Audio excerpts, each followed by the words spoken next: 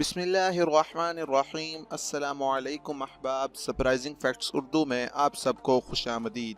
नाजरीन, नीदरलैंड जिसे अक्सर हॉलैंड भी कहा जाता है, शमाल मगरबी यूरोप में वाक़ एक मुल्क है जिसे आम तौर पर अपनी हमवार सरजमीन, नदियों, खूबसूरत फूलों के बागात, पंचक्कियों और दिलचस्प आलमी सकाफती विरसे की वजह से जाना जाता है। ताहम नीदरलैंड इसके अलावा भी कई ऐसे हक़ाइक़ का मालिक है जिससे पूरी दुनिया लाइल्म है।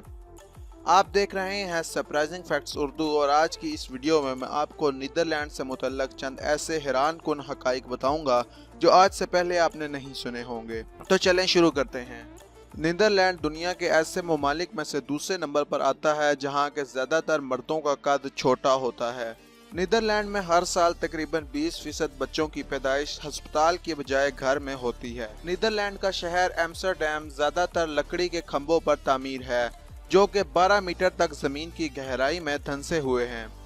दुनिया में ज़्यादातर फ्रेंच फ्राइज केचप के साथ पेश किए जाते हैं, लेकिन नीदरलैंड एक ऐसा मुल्क है जहां फ्रेंच फ्राइज के साथ मायोनीज भी पेश की जाती है।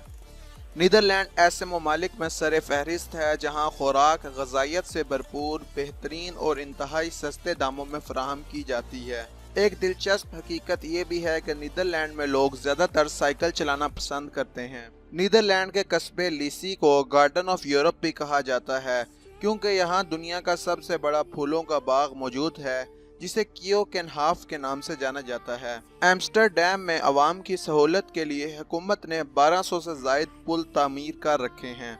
नीदरलैंड में हर माह के पहले पीर को मुल्क भर में एक इमरजेंसी अलार्म बजाया जाता है। दर हकीकत ये हंगामी अलार्म को चेक करने का एक तरीका है।